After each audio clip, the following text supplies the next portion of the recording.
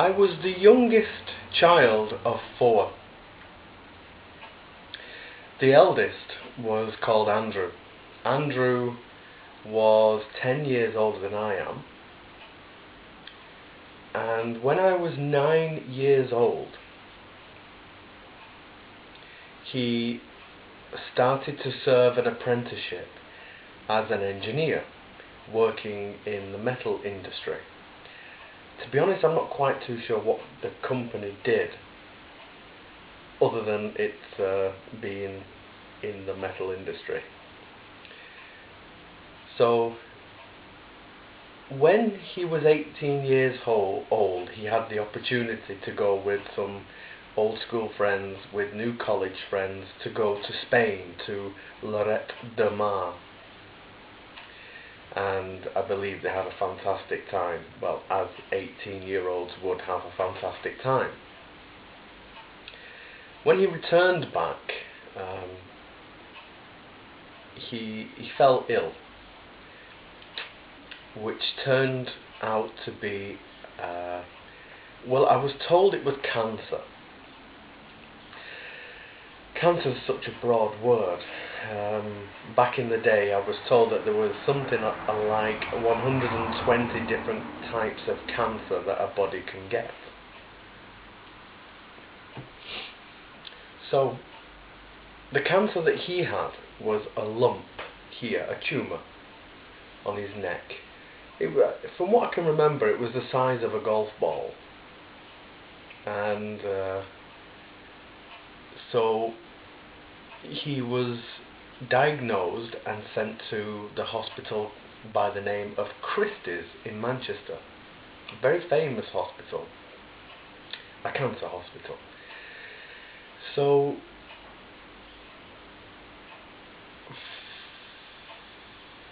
I can remember going visiting him in the hospital. The tumour was removed, but it didn't stop the spread. He had chemotherapy. He was bald, but the tumour actually travelled or grew at the same time. To be honest, I'm not too sure. It grew, if you can imagine, the brain, directly under the brain, but forward of the spinal column. The cancer grew again here, and about the size of a tangerine. But actually I was told an orange, but it grew there. So what happened was it stopped his ability to be able to see. By this time he was living in our home living room. His bed was brought downstairs. Because I was a boy, he was a boy, we shared bedrooms. There was a 3-bedroomed house. So his bed was brought downstairs, and he was on daily shots of morphine, and the only food that he was able to eat was a drink by the name of Complan, which I suppose gives all the vitamins and minerals.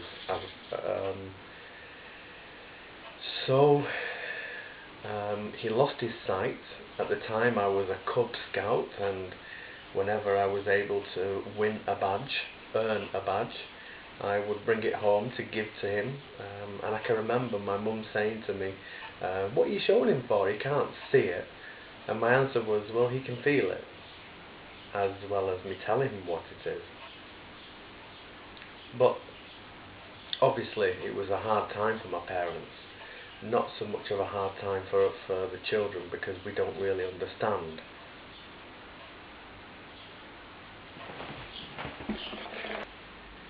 He had a number of night nurses who would stay with him in the nights while the family was sleeping. I do remember one occasion where the man who was staying with him, his job was just to sit in the living room, watch television. But my mum got up at 4 o'clock in the morning once and found that he was fast asleep. But that's people for you. You know, he didn't do any harm other than fall asleep. What I do remember was it took 9 months from the beginning till the end. And just after my 10th birthday of the 15th of July, it was the summer holidays. It was really, really hot that year. I was sent to my auntie's house, who have children the same age as me. And I was playing with the children. I was out on the street on the bikes and running up and down, climbing trees. And I do remember falling out of a tree and giving my head one hell of a thwack. A few days later, it was on the 24th of July, I heard the gate of my auntie's house open. So I jumped up to the window. It was a little bit high, so I had to climb on the couch to look. And it was my priest, Father Ryan. And I remember distinctively saying to him, "Hello, Father Ryan, what are you doing here?" Because I suppose it's his it is his region. But why would he come? But he obviously came with some bad news. And now as an adult I realise why I was sent away. I was sent away not to witness the death of my brother, which took 9 months from start to finish. Father Ryan sat myself and one of my sisters on his knees and explained to us that he'd passed away, and that he was with the Lord and so on.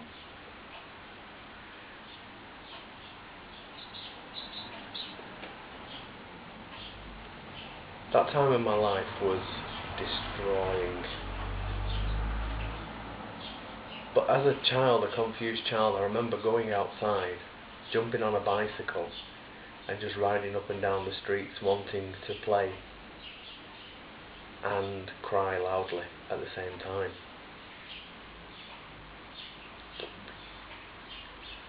Yeah, it was a terrible time. The funeral was a few days later, and there literally was 1,000 people at the church. So many people. But when you're 18, 19, he was 19 years old by this time. When you're 19 years old, you obviously have a lot of friends. You have all the old school friends, the college friends, teachers. A lot of people were there. And again,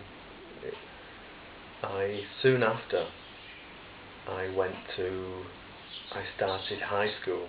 You start high school in the UK at 11 years old, and I was to arrive at school late